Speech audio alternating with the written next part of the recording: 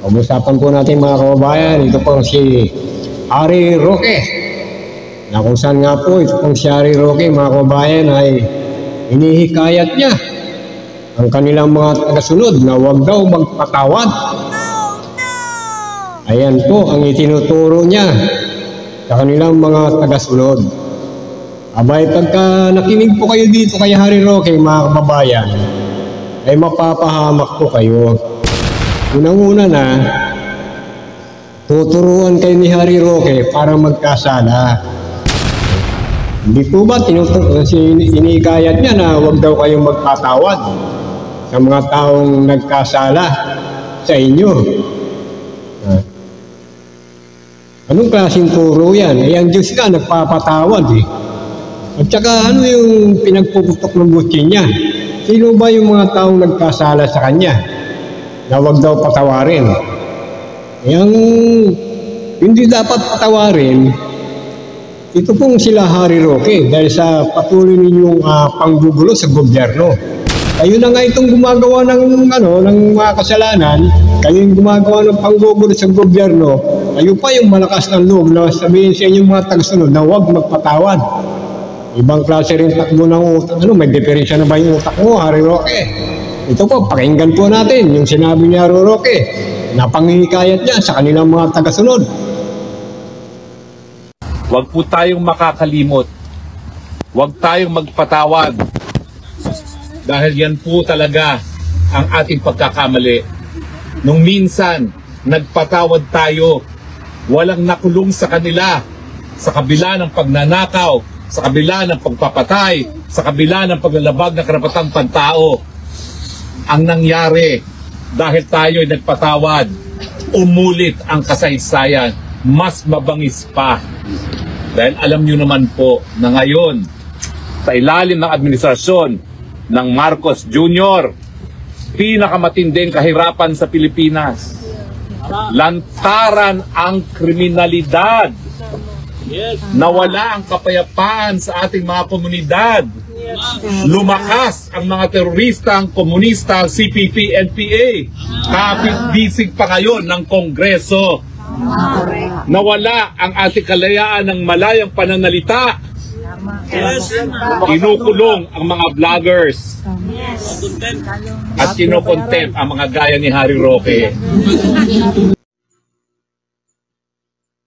O yan mga kababayan, narinig niyo po ang pahayag ni Harry Roque. Sinabi pa niya, ngayon daw ay laganap daw ang patayan, mga pagpatay. Puto kaya itong mga sinasabi niya? Kailan ba lumaganap itong patayan? Yung patayan na to, naganap po ito sa panahon ni Duterte. Itong mga pinagsasabi ni Harry Roque, nangyari pa ito sa gobyerno ni Dotae. O yung kawalan daw ng karapatang pantao. Wala na raw.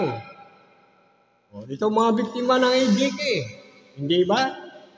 Nawala yung karapatang pantao. Sinabi pa nga ni Rodrigo Duterte, wala siyang pakialam sa human rights. Walang human rights sa kanya. O Harry Roque, baka hindi mo alam yan. Sinabi pa, matindi daw ang kahirapan sa Pilipinas. Nako, tignan mo itong si Harry Roque, lahat ng pinagsasabi nitong si Harry Roque, puro kabaliktaran. Nung panahon ni Duterte, doon laganap ang kahirapan. Yung bigas, sumabot ng 80. Ngayon, sa panahon ni PBBM, mura na ang mga bilihin. Ang bigas ngayon, ang laki ng ibinaba. Yan ang tanggapin natin ng katotohanan. Bawat kilo, ang pinakamataas ata, 60. Ibang mataas na klaseng bigas ngayon. Pero sa panahon ni Duterte, umabot ng 80. O, naka-ano yan, naka-record yan. O, sabi pa ni Harry Roque, lantaran daw ang kriminalidad. O, anong kriminalidad ng lantaran ngayon? Natural lang, dahil bawat lugar, talagang hindi maiwasan yung sinasabing kriminalidad na yan.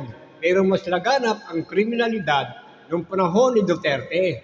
Dahil kahit na maraming tao Naganap ang patayan. Yung mga kapulisan hindi natatakot na pumatay. Oh.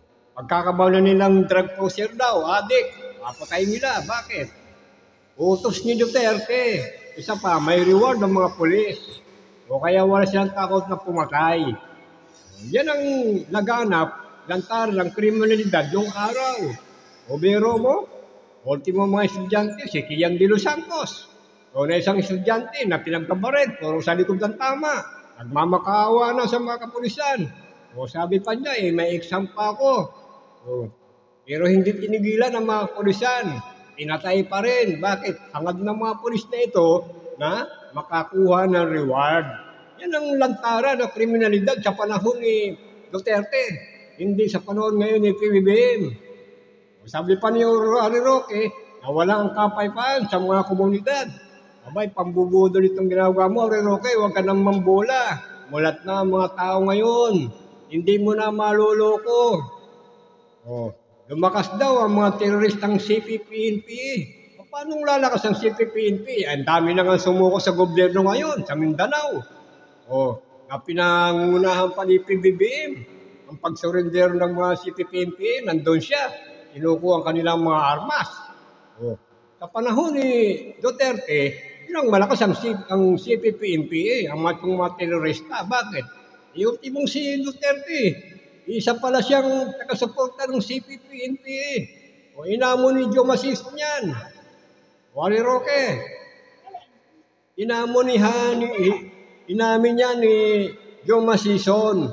Dahil ito si Duterte, naging estudyante niya. Kaya pala ito si Duterte ay ang ipinatupad niyang batas sa Pilipinas ay batas ng NPA na walang sabi nga, walang due process na ipinatutupad. Basta't napagkamalang ka, itinuro ka, ginuso ka, papatayin ka na. Wala nang due process. Hindi ka na ihahabla, hindi ka na dadalhin sa hukuman para litisin ka. Patayin na kaagad yan. Oh. Diba? Huwag na tayong maglukuhan, Harry Roque. Binubulan mo pa yung tao eh. Nawala daw ang kalayaan ng pananalita. Ano, Harry Roque? Kung nawala ang kalayaan sa pananalita, sa palagay mo, makakapag-rally pa ba kayo dyan? Ha? Umpisa pa lang nung namuno si PBBM, hindi nyo na tinigilan ng pag-rally, itong maisog rally. Kabilat kanan ang rally ninyo. Yung pagsasalita ninyo na pang-iinsulto, yan ba sinasabi mong nawala ang kalayaan sa pananalita? Kung wala nang kalayaan sa pananalita, ay pinabuhui na kayo. Kita nyo naman kung paano nyo murahin, alikusayin ng presidente. O kaya mga kababayan, huwag kayong maniniwala dito kay Harry Roque na ito. Dahil ito pong si Harry Roque, wala po itong ginawang matino. Ganyan po talaga eh, sa kalidad pa lang ng pagkatao nito eh. Kumbaga sa Biblia, wala ito sa ano eh.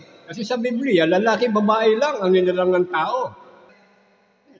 O kaya mga kababayan, ito si Harry Roque, talagang masasabi natin, hindi ito gagawa ng matino.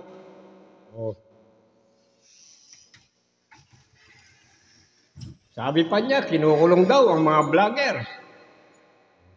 Abay, dapat lang.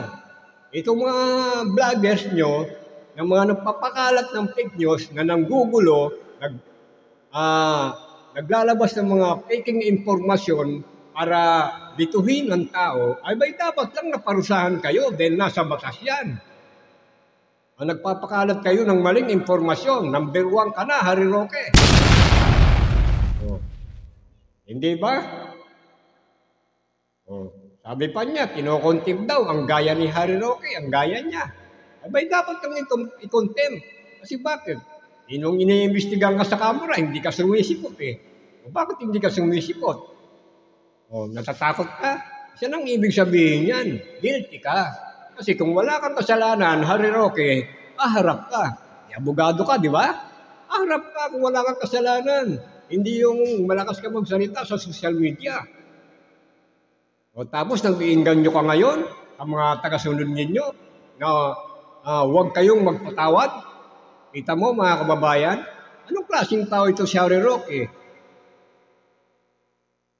Sinusulsulan niya ang mga tao, ang mga tagasunod nila, na huwag daw magpatawad. Iba'y malaking kasalanan yan. Dahil ang Diyos nga nagpapatawad.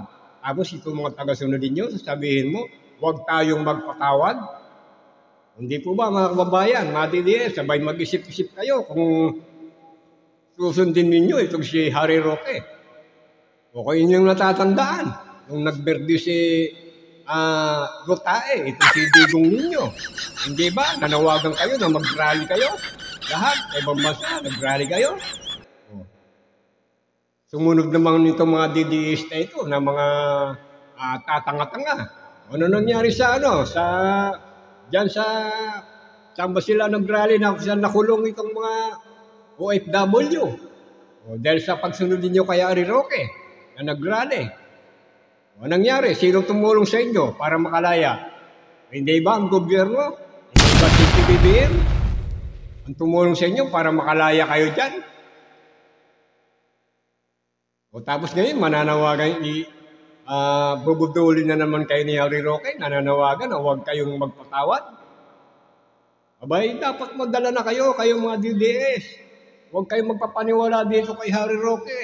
Dito si Harry Roque, papahamak lang kayo. Bakit nagkakaganyan si Harry Roque, mga kababayan?